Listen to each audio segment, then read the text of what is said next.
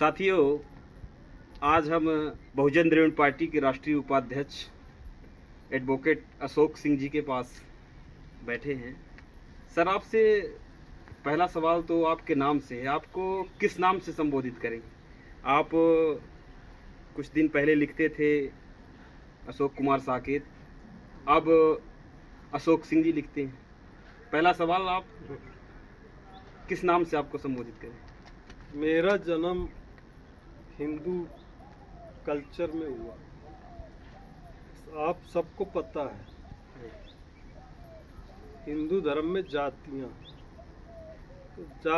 हैं, फिर जातियों में उपजातियाँ, फिर बहुत सारे सरनेम हैं, और उसी के आधार पे इस जो हिंदू स्ट्रक्चर है, वर्णवादी व्यवस्था है, उसी के हिसाब से आपके साथ व्यवहार होता है। जब तक हम हिंदू संस्कृति फॉलो करते थे, तो जो हिंदू संस्कार करते थे, हिंदू कल्चर में जो चीज़ें चलती हैं, उपनाम लगाना, जाति लगाना, वो करते थे। बाद में हमें ऐसा लगा कि भाई ये कल्चर ठीक नहीं है,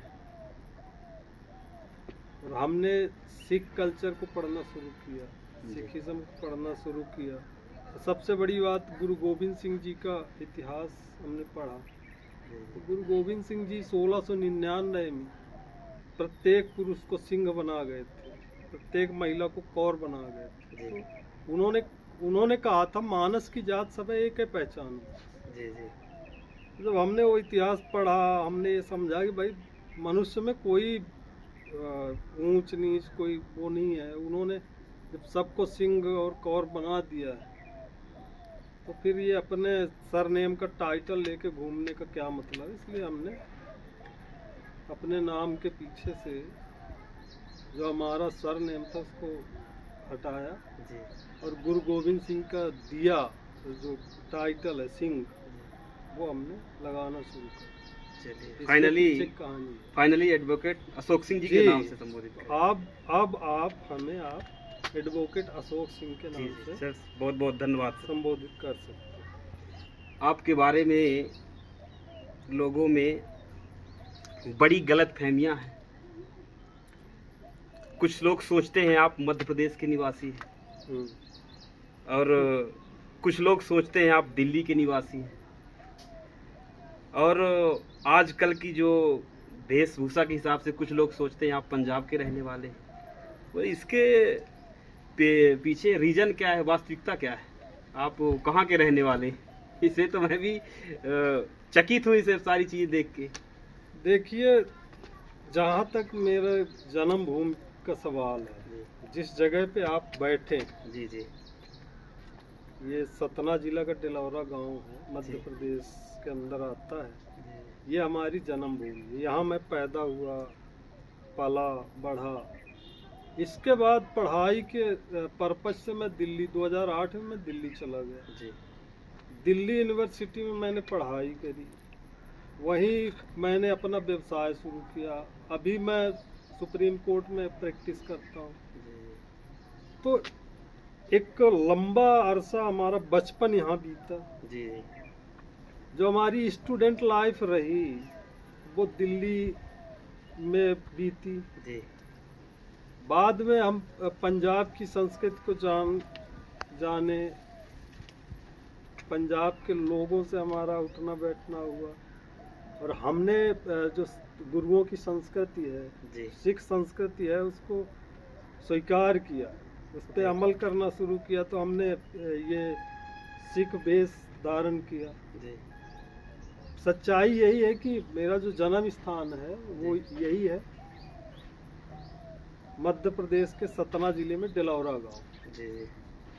मेरी जो शिक्षा दीक्षा है वो दिल्ली में हुई है, दिल्ली विश्वविद्यालय से, और गुरुओं की संस्कृति मैंने पंजाब से सीखी।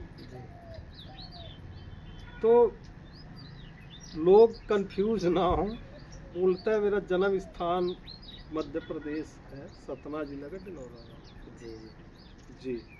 बहुत बहुत धन्यवाद सर। जो ये कन्फ्यूजन था लोगों के मन में जो कंफ्यूज की बात चल रही थी, इसमें से कंफ्यूजन दूर होगा लोगों का। सर, आप बेगमपुरा की बात करते हैं कि बेगमपुरा खालसा राज की बात करते हैं, तो अक्सर सोशल मीडिया में देखता और सुनता रहता हूँ, ये बेगमपुरा खालसा राज के पीछे क्या राज है? आप देखिए कि भाजपा रामराज की बात करें। जी रामराज का दर्शन किसने दिया? तुलसीदास ने। जी 15वीं 16वीं शताब्दी में तुलसीदास ने रामराज का दर्शन दिया। उससे भी पहले जी जी रविदास साहिब पैदा हुए हैं, उन्होंने बेगमपुरा का दर्शन दिया जी और बाद में उस दर्शन को हमारे सिख गुरुओं ने, जो हमारे धर्म ग्रंथ है गुरु ग्रंथ साहिब जी, उसमें पन्ना नंबर 345 में दर्ज किया। जी तो जो हमारी सिख कम्युनिटी है जी वो उस पर अमल कर रही है। बेगमपुरा का मतलब ये है कि एक ऐसा स्थान, जी एक ऐसा राष्ट्र या एक ऐसी जगह है जी जहाँ कोई गम ना हो, जी कोई दुख ना हो। बेगमपुरा, जी जहाँ कोई जातीय ऊंच नीच ना हो, जी जहाँ कोई अशिक्षा ना हो, जहाँ कोई टैक्स ना हो। जी से आजकल देख रहे हैं ना, जी, हर जी, चीज जी। में टैक्स। जी जहाँ कोई किसी को जाति के वर्ग के नाम पे किसी को आने जाने की मनाही ना हो, जी जहाँ किसी को जाति देख के पानी पीने की मनाही ना हो, जी जहाँ कोई धार्मिक आतंक ना हो, जहाँ कोई धार्मिक कलंक ना हो, जी जहाँ कोई जाति उत्पीड़न ना हो, जहाँ सब सुख चैन के साथ विचरण कर सके अपनी स्वेच्छा से। जी ऐसा स्थान, ऐसी जगह, ऐसा राष्ट्र, जी उसको रविदास ने बेगमपुरा कहा। जी उसको हमारे सिख गुरुओं ने, जी विशेषकर 5वें गुरु अर्जुन साहिब, जी उन्होंने गुरु ग्रंथ साहिब में इस महान फिलॉसफी, इस महान दर्शन को शामिल किया। जी तो आज जो ये देश है, अभी रामराज वालों का राज है। जी तो अब देख रहे हैं आप, रामराज का मतलब अब तो आप लोगों को जी, समझ जी, में आ रहा बिल्कुल, होगा ना। बिल्कुल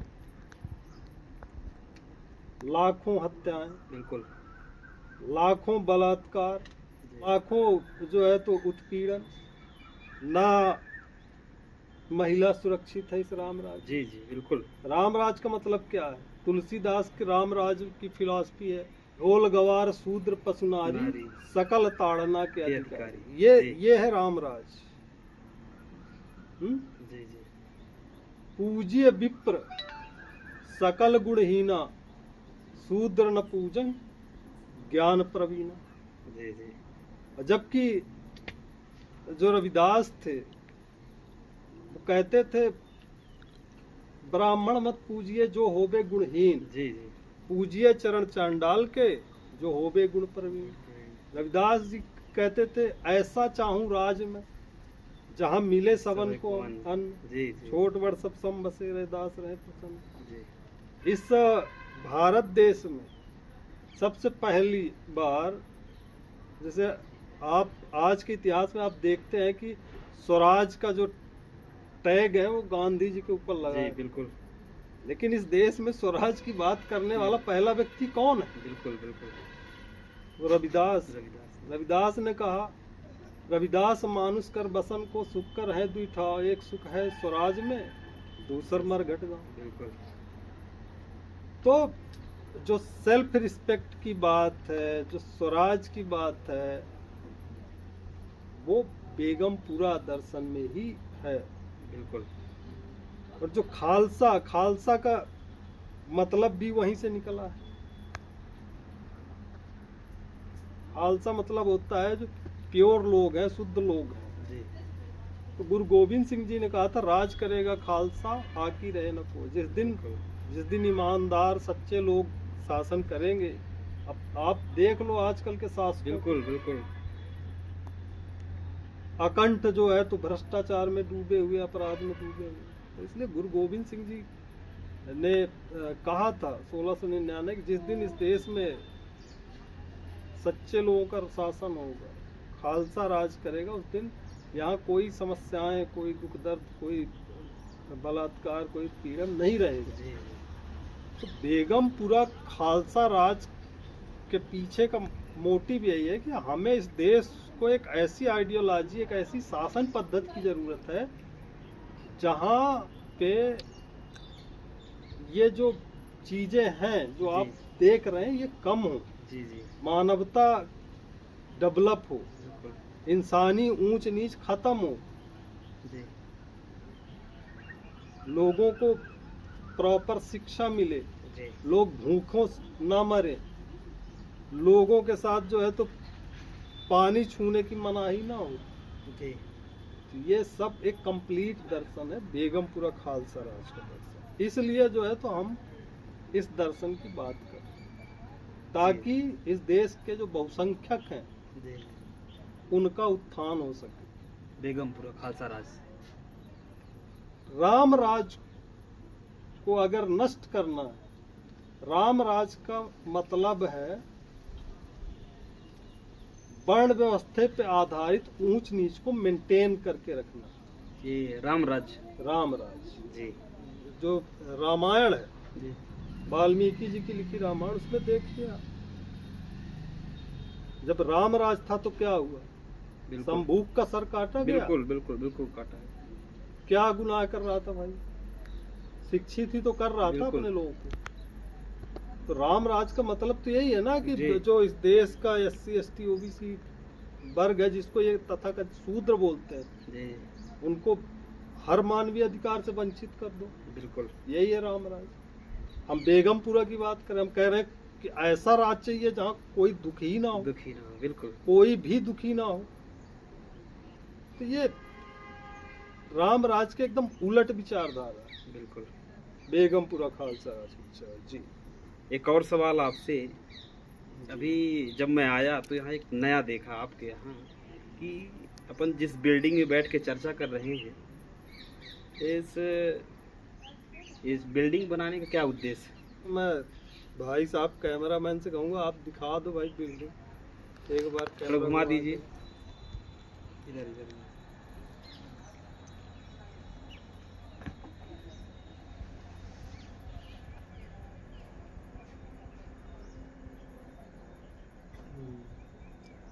एक्चुअली अब चूंकि ये जो अभी नव निर्माण हम करा रहे हैं, जी जी, बहुत बड़ी बिल्डिंग तो नहीं है। इसका एरिया जो है, ये जो हॉल हम बना रहे हैं, इसका एरिया 34 बाई 14 फीट है। जी जब मैं यहाँ आया जी, मध्य प्रदेश, यहाँ मैं अभी 2 महीने से इधर हूँ, जी जी, मैंने देखा कि यहाँ पे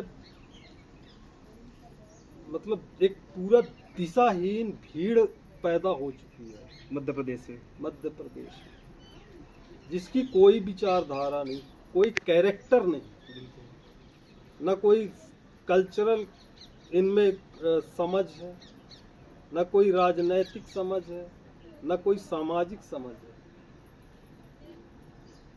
तो हमें ऐसा लगता है कि इनको इंसानियत का पाठ पढ़ाना पड़ेगा, इनको जी। राजनीतिक समझ इनमें पैदा करनी पड़ेगी। जी जी, भाई मान्यवर कांसीराम बोलते थे कि जैसा समाज होता है वो वैसा नेता चुन लेता है। जी यहाँ गांवों में आके आप देखिए कि समाज क्या है। इस देश को स्वतंत्र हुए अभी एक डेढ़ हफ्ते पहले 78वां जी, स्वतंत्रता दिवस मनाया गया ना। जी जी जी, 78वां का है, 79वां, 79 78 वर्ष पूरे हो गए। जी इस तथाकथित 78 वर्षीय लोकतंत्र है।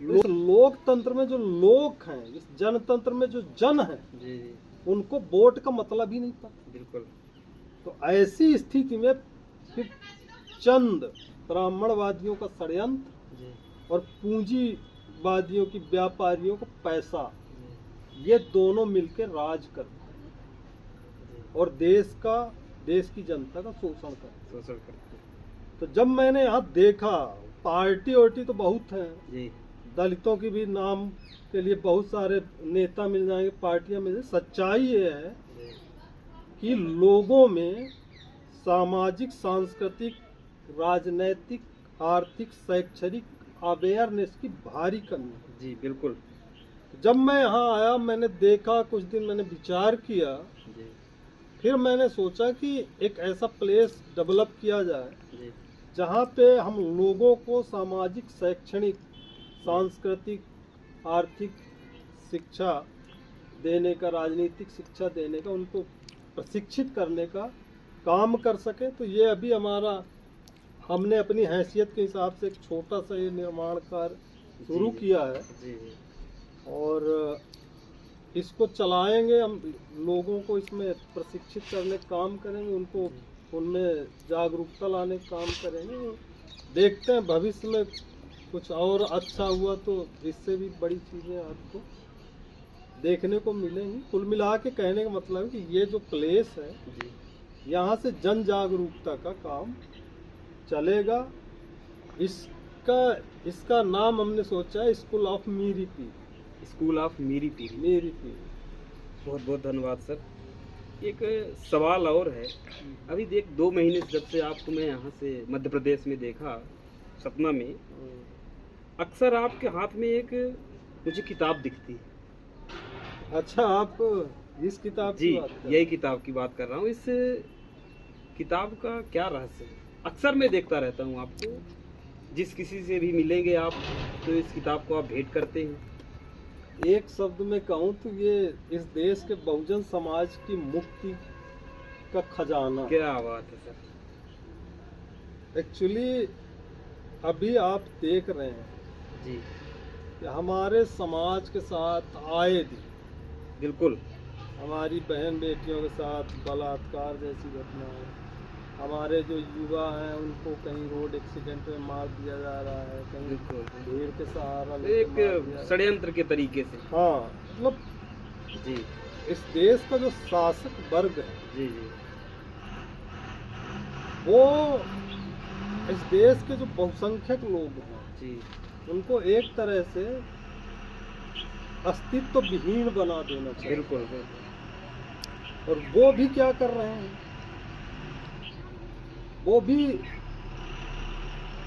बहुत ज्यादा करेंगे तो 2-4 दिन कोई जन आंदोलन कर देंगे, जी। नारे लगा देंगे, इसके बाद सब। आज जरूरत है ब्राह्मणवाद के खिलाफ वैचारिक संघर्ष की जी और हौसले की। संघर्ष हौसले से होता है। जी बिल्कुल। अब वो हौसला कहाँ से आए? हमारे लोगों को अपने इतिहास का पता होना चाहिए। इस बिल्कुल। किताब के अंदर, इस किताब का जो टाइटल है, जी जी फूल जो लहू में खिले, क्या? भारतीय उपमहाद्वीप में मानव गरिमा के लिए एक संघर्ष। जी जी। एक तो इस किताब का टाइटल ही ऐसा है, हाँ, क्रांतिकारी क्रांतिकारी तो टाइटल है। ये जो हमारे भगत गुरु जी हुए हैं जी जी मिडिल एज में, चाहे वो रविदास हो, कबीर हो, गुरु नानक हो, नामदेव हो, टीपा, गन्ना, जितने भी हमारे मिडिल एज में जो भगत गुरु हुए हैं, उन्होंने जो ब्राह्मण मुगल गठजोड़ के खिलाफ जो संघर्ष किया, उसके बाद जो एक कम्युनिटी डेवलप हुई, सिख कम्युनिटी, उन्होंने इस देश की बहन बेटियों को, इस देश के खजाने को जी मुगलिया आक्रमणकारियों से बचाया। एक बार नहीं, बार बार बचाया। तब जाके इस देश में, इस देश के मूल निवासियों का अस्तित्व बचा। जी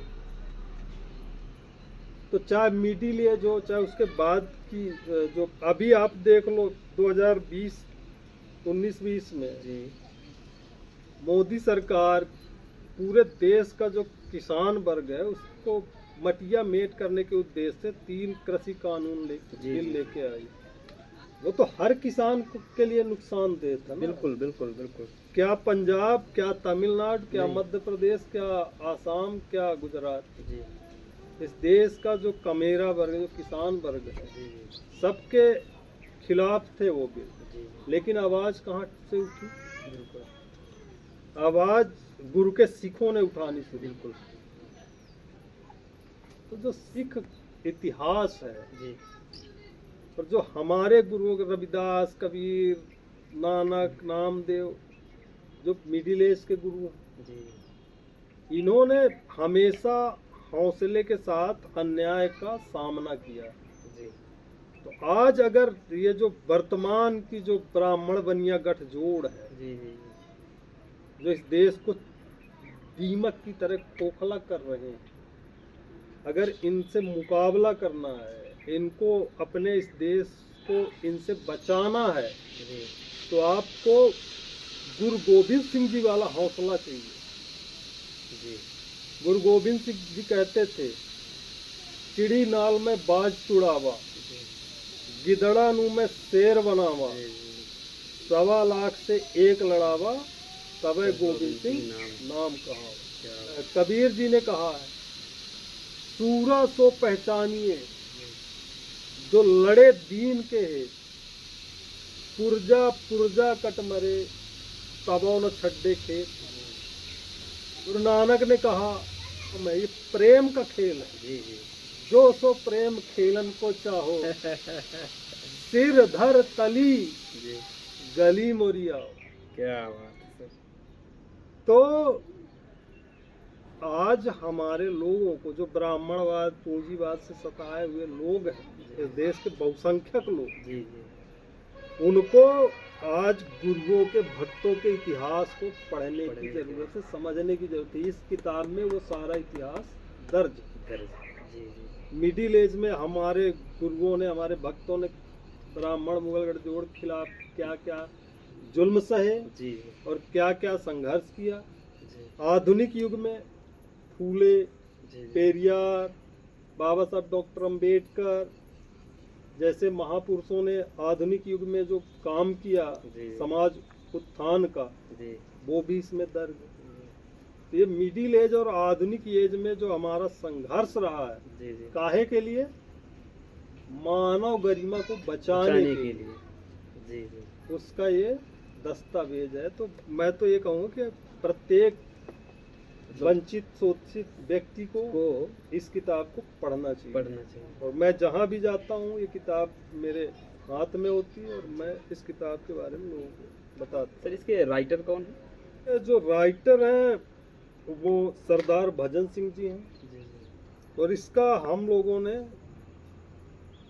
इसका हिंदी अनुवाद किया। जब हमने ये किताब पढ़ी, ये अंग्रेजी में थी, इसका अंग्रेजी टाइटल था captivating the simple hearted, a struggle for human dignity in the Indian सब कॉन्टिनेंट। जी तो जब हम लोगों ने हमने पढ़ी वो किताब, फिर हम लोगों ने डिसाइड किया कि भाई ये तो हिंदी भाषी क्षेत्र में या और अलग अलग लैंग्वेज में जानी चाहिए।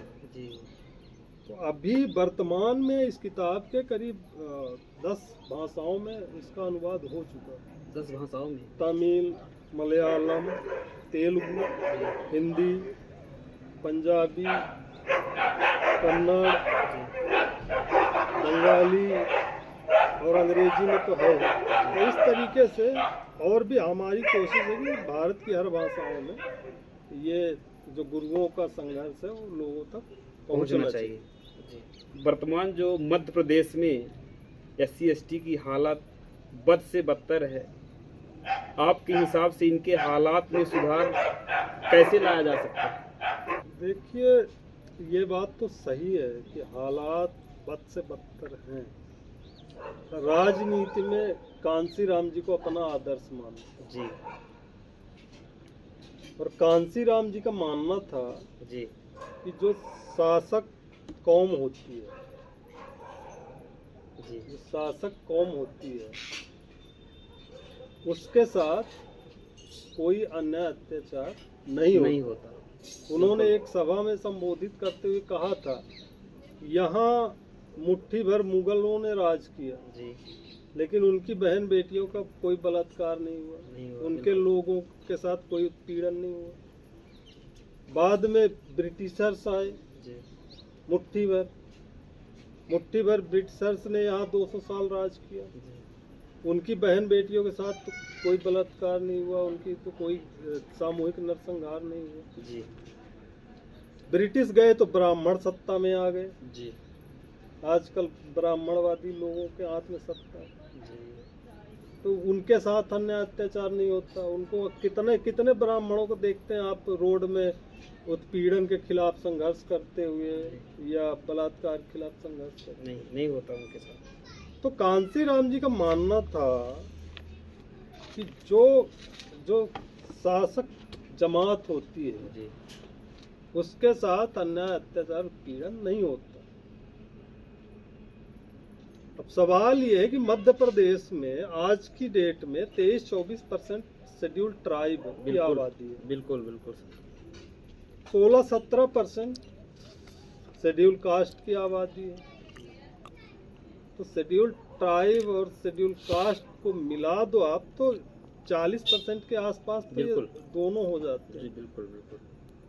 और बहुत सी ओबीसी कम्युनिटीज ऐसी हैं, रिलीजियस माइनॉरिटीज के ऐसे लोग हैं जिनका कोई राजनीतिक अस्तित्व तो नहीं है, उनकी हालत भी SC ST जैसी है। बिल्कुल।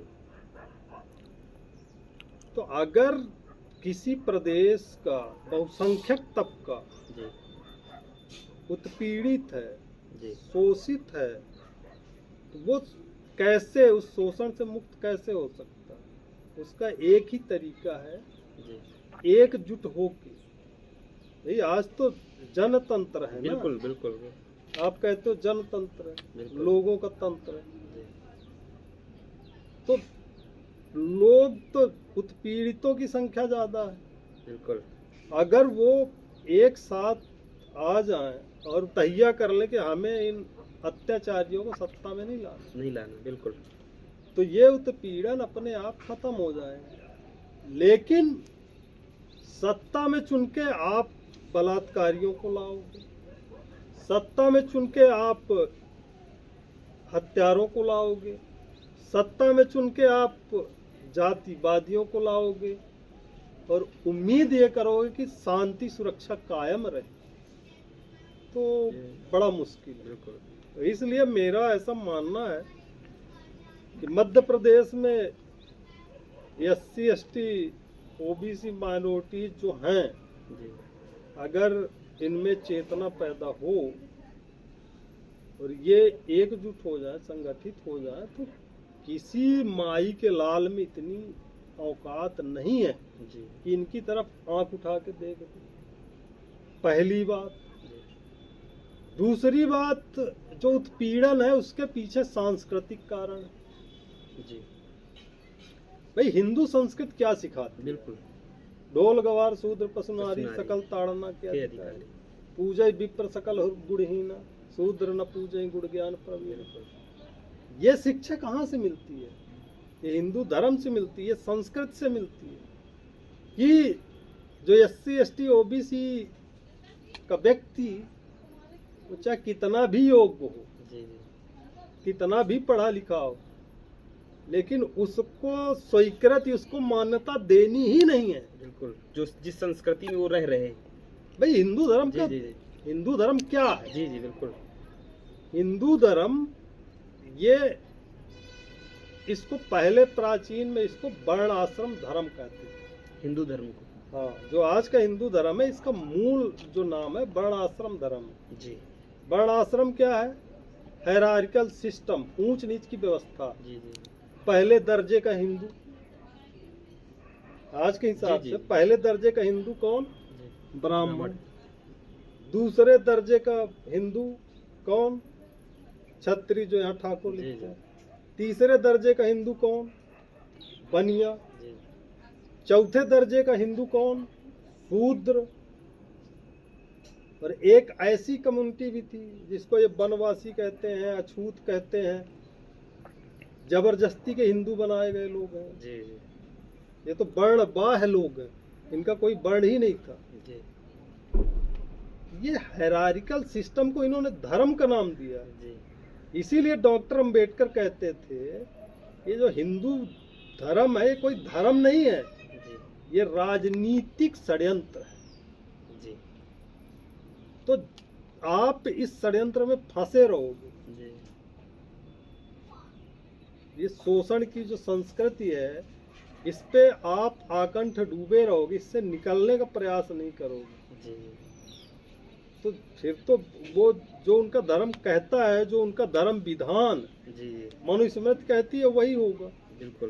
तो जो स्थायी परिवर्तन है, स्थायी जो समाधान है जी वो कल्चरल चेंज है। ये बिल्कुल। मैं नहीं कह रहा, ये कांसी राम जी का मानना है जी जी बिल्कुल। कि जो दीर्घकालिक जो परिवर्तन है वो राजनीति से आता है। बिल्कुल।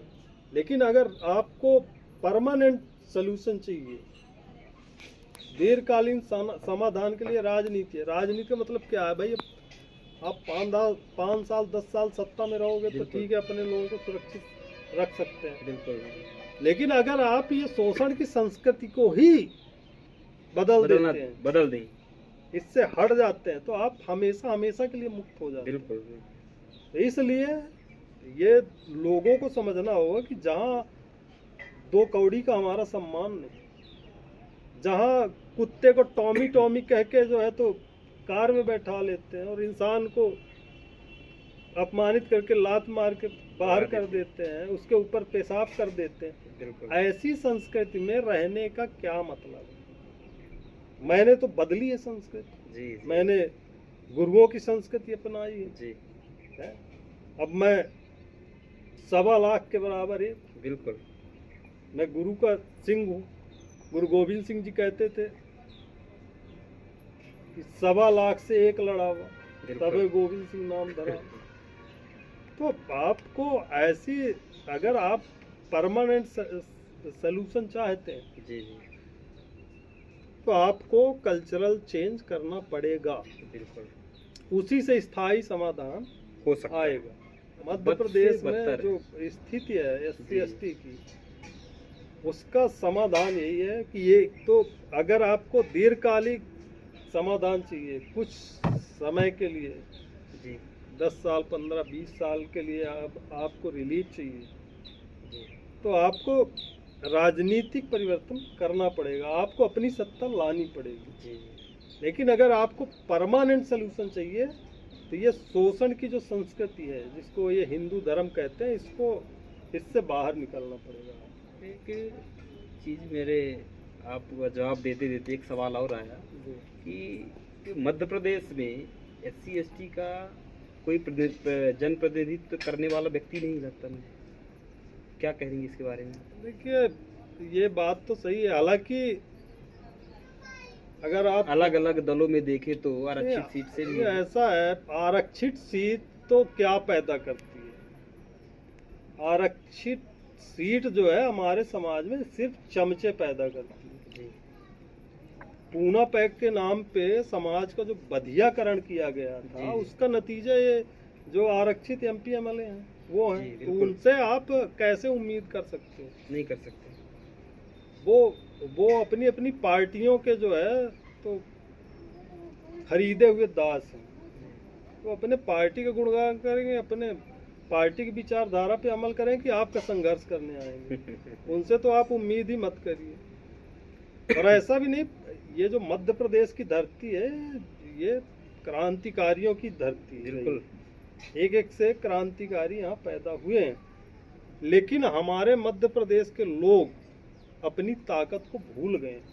इनको पड़ोसी राज्यों के जो दलाल टाइप के नेता हैं उनकी ताकत पे बड़ा विश्वास होता है, खुद पे भरोसा नहीं। लेकिन अपनी ताकत का एहसास नहीं है। और यही कारण है कि यहाँ कोई लीडरशिप ही पैदा नहीं हो पाई आज। बिल्कुल। अब इस प्रदेश को अलग 56 में मध्य प्रदेश बना, जी तो 56 से कितने साल हो गए आप लगा लीजिए। जी बिल्कुल, लगभग 60-70 साल के आसपास हो। 70 के आसपास हो। 70 साल में आज तक कोई इस 40% आबादी, जो SC/ST मिला के 40% आबादी है इस जी, प्रदेश जी, में, जी, उसकी एक आवाज नहीं है। नहीं है सर। अगर उत्पीड़न हो, अगर कोई अन्याय अत्याचार हो, तो ये देखेंगे कि उत्तर प्रदेश की तरफ से कोई आ जाए, महाराष्ट्र की तरफ से कोई आ जाए, इधर से कोई आ जाए, उधर से कोई आ जाए। तो जब सेल्फ बिलीव जब खत्म हो जाता है इंसान जी। का, तो फिर ये इधर उधर देखता है, बिल्कुल और इधर उधर का कोई आपको मुक्त कराने नहीं आएगा। बिल्कुल। आपको मुक्त होना है ना, जी तो आपको अपने अंदर कॉन्फिडेंस पैदा करना पड़ेगा। बिल्कुल बिल्कुल। है, अपने अंदर वो हौसला पैदा करना पड़ेगा। आप हैं, जी अब आप वहाँ रहते हैं अपने गांव में, जी वहाँ कोई समस्या है, जी। मैं कितनी बार जाऊंगा वहाँ? नहीं जाएंगे बिल्कुल। एक बार चला जाऊंगा, 2 बार चला जाऊंगा। जब तक आप उठ खड़े नहीं होंगे, हाँ बिल्कुल। जब तक आप मजबूत नहीं होंगे, तो मैं कितनी बार जाऊंगा? जी, तो इसलिए ये जो मसीहा गिरी है ना, इसके चक्कर से हटना चाहिए, बिल्कुल। और ये सोचना चाहिए कि यहाँ 40% आबादी जी में आज तक जी नेतृत्व पैदा क्यों नहीं हुआ, जबकि ऐसा नहीं कि इस धरती में ये वीरों की भूमि नहीं है, यहाँ एक एक से क्रांतिकारी पैदा बिल्कुल बिल्कुल। अब बिल्कुल। क्यों नहीं हो रहे? ये लोगों को सोचना चाहिए, जो हमारे एक्टिविस्ट हैं, सामाजिक राजनीतिक कार्यकर्ता हैं, जी जी। अलग अलग दलों में इधर उधर लगे हैं, ड्यूटी बजा रहे हैं, आप तैयार होंगे सर इस वीडियो के माध्यम से? अलग अलग तैयार होंगे? अलग अलग जो इधर उधर ड्यूटी बजा रहे हैं, जी जी। उनको गंभीरता से सोचना, ये बड़ा सवाल है। बहुत बहुत बड़ा सवाल है सर। इसमें सोचना चाहिए, एक राय बनानी चाहिए, तब जाके हम कुछ आगे की दिशा तय कर पाए। बिल्कुल बिल्कुल सर। अभी एक और सवाल है कि वर्तमान स्थिति देश पे चर्चा कर लेते हैं अपन की। एक सवाल है कि देश में नेता विपक्ष जो हैं, राहुल गांधी एक कैंपेन चला रहे हैं, वोट चोर गद्दी छोड़, देश के प्रधानमंत्री के ऊपर। इस पे क्या कहेंगे आप? एक बड़ा सवाल है, पूरे देश में कैंपेन चल रहा है। ये बात तो सही है कि जो प्रणाली है, चुनाव प्रणाली है, ये निष्पक्ष नहीं है। जी 2024 का ये जो पिछला लोकसभा चुनाव में लड़ा, जी जी। आप को सुनकर आश्चर्य होगा, हमारे पोलिंग की पूरी वोट डिलीट कर दी इन्होंने। पोलिंग की वोट ही डिलीट हो गई? पूरी वोट डिलीट। इनके जो वहाँ पे जो कर्मचारी थे, वो बोले डिलीट हो गई। ऐसा मतलब ये साबित हो रहा है। मैं कैंडिडेट हूँ जी और हमारा पूरा गांव, पूरी पोलिंग एकजुट थी। जी भाजपा का जो यहाँ नेता है जो विजयी हुआ, जी। अब वो सब जानते हैं कैसे जी जी इनके कैंडिडेट जीतते हैं। उनको पता था इस गांव में किसी, चाहे भाजपा का हो चाहे कांग्रेस का हो, किसी का खाता नहीं खुलेगा। जी जी। तो उन्होंने पूरी मशीन को ही बस्ट करा दिया, उसको बंद बोल कर दिया, दिए। डिलीट हो गई।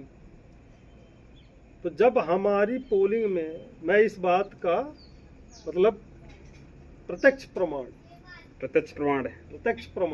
बिल्कुल कि मतलब हमारा, मैं कैंडिडेट हूँ जी। मेरी ही पोलिंग की वोट सारी डिलीट कर दी गई। मतलब ये तय है कि वोट चोर गद्दी छोड़, ये सत्य है? पूरी बात सुनिए जी मैंने जो कलेक्टर था, जी इलेक्शन ऑफिसर था, सबको सूचित किया। जी मैंने इलेक्शन कमीशन को सूचित किया, जी। लेकिन बस 1-2 आश्वासन, इसके बाद सेवा समाप्त। अच्छा, कोई रिस्पांस नहीं आया उसका? कोई रिस्पॉन्स नहीं। ये कहने के लिए एक पोलिंग है जी। लेकिन ये सवाल पैदा करता है इस देश की जो इलेक्शन प्रणाली है, जी जी जो चुनाव प्रक्रिया है, जो इसकी मशीनरी है। जी।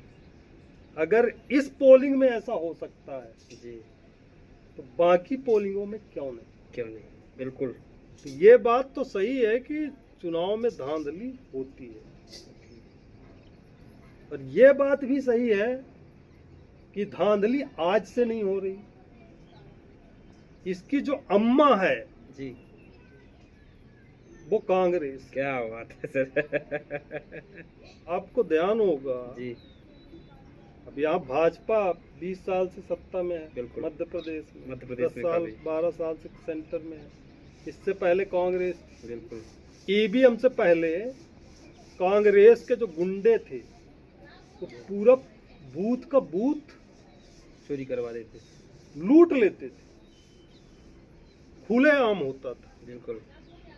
तो ऐसा नहीं है कि कांग्रेस बड़ी दूध की धुली है, भाजपा, दोनों के हाथ कीचड़ में सने हैं। सने हुए हैं। इसलिए ये तो सही है कि इस देश में जो इलेक्शन प्रणाली है, जो चुनाव आयोग को गंभीर होना पड़ेगा, उसको सत्ता पक्ष की चमचागिरी छोड़नी पड़ेगी। उसको बिल्कुल। जो निष्पक्ष संस्था है उसको अपने आप को निष्पक्ष बनाना पड़ेगा, जी, और नहीं तो लोगों का विश्वास इस चुनाव आयोग से खत्म हो जाएगा। फिर जब एक बार लोगों का विश्वास खत्म हो जाता है तो फिर अच्छे जो तानाशाह हैं वो मटिया मेट हो गए। तो चुनाव आयोग और ये वो जो संस्थाएं ये जी, बहुत बड़ी नहीं है।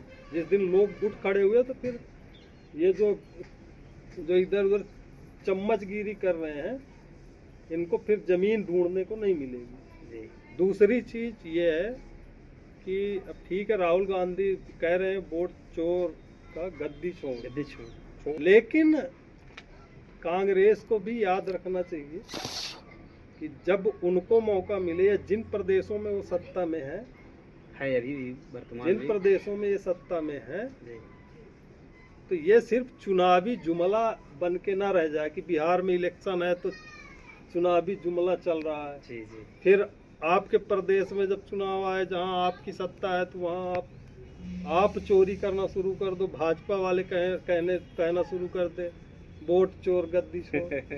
तो सबको निष्पक्ष, अगर आप मानते हैं कि हमने लोकतांत्रिक व्यवस्था को स्वीकार किया जी, तो उसको निष्पक्ष बनाना पड़ेगा। लेकिन जब तक इन राजनीतिक दलों का जो कंट्रोल है वो मनी माफिया मीडिया के हाथ में है, बिल्कुल। ब्राह्मणवादी और पूंजीवादी ताकतों के हाथ में है, जी, तब तक हमें नहीं लगता कि ये व्यवस्था जो है ये निष्पक्ष होगी। जी। आखिरी सवाल है आपसे कि सर, आप 2024 में, अभी आपने ये बात कही भी कि आप 2024 में लोकसभा चुनाव आप लड़े थे, इसका क्या अनुभव रहा है इस चुनाव को लेकर? अनुभव तो आगे की क्या योजना है? मैं जब चुनाव लड़ा तो मैंने अपने लोगों के बीच में कैंपेन किया, चुनाव प्रचार किया, जी, और हमें वोट भी ठीक ठाक मिले। जी, लेकिन मैंने ये देखा कि लोगों में सक्रिय पॉलिटिशियन की बहुत बड़ी ज़रूरत है। जरूर। सक्रियता चाहिए। लोग चाहते हैं कि परिवर्तन हो, लेकिन कहीं न कहीं हमारे जो नेता हैं, हमारी जो पार्टियां हैं, वो उस हिसाब से सक्रिय नहीं रह पाती। बिल्कुल। इस चुनाव से बहुत कुछ सीखने को मिला। जी। एक तो चुनावी प्रक्रिया हमने जो अभी जो आप बीती सुनाई, जी, जी, और भी बहुत सारे खट्टे मीठे अनुभव देखे हमने, जी। झेले। तो एक तो वो रहा। दूसरी चीज़ ये है कि हमें इस चीज़ का एहसास हुआ कि अभी और कितना काम करने की ज़रूरत है। जी, तो ठीक है, चुनाव हमने लड़ा। हमारी पार्टी ने करीब 40 सीटों में चुनाव लड़ा था, जी, बहुजन द्रविड़ पार्टी ने 2024 का इलेक्शन। अभी हम लोगों के बीच में अवेयरनेस का काम कर रहे हैं, लोगों को जोड़ रहे हैं, और आने वाले चुनावों को मजबूती से लड़ेंगे और तय करेंगे यहाँ से ये जो ब्राह्मणवादी पूंजीवादी ताकतें, इनको उखाड़ फेंका जाए बिल्कुल। और जनता का राज लाया जाए, जन राज स्थापित किया जाए, बिल्कुल बेगमपुरा खालसा राज स्थापित किया जाए। इस प्रक्रिया में हम लोग लगे हुए हैं। जी जी। बहुत बहुत धन्यवाद सर समय देने के लिए। शुक्रिया आप जी। सभी सम्मानित साथियों से मेरा अनुरोध है कि इस वीडियो को ज़रूर सुने, चूँकि आप एडवोकेट अशोक सिंह, मतलब आप सुप्रीम कोर्ट में लॉयर भी, प्रैक्टिस भी चालू है आपकी, तो वैसे तो ज़्यादातर हमारा समय सामाजिक जो सोशल एक्टिविटीज़ जी। हैं उसमें हमारा ज़्यादा समय बीतता है। जी, बाकी जो समय होता है वो फिर हमारा पेशा जो वकालत का पेशा है जी, उस पर जो हमारी तारीख वगैरह होती हैं तो मैं दिल्ली होता हूँ, नहीं तो फिर मैं तो पूरे देश में ही घूमता रहता हूँ। जी। जी, कहीं ना कहीं एक्टिविटी चलती रहती है। ठीक सर, बहुत बहुत धन्यवाद। जी, वाहेगुरु वाहेगुरु जी खालसा, वाहेगुरु जी की फतेह।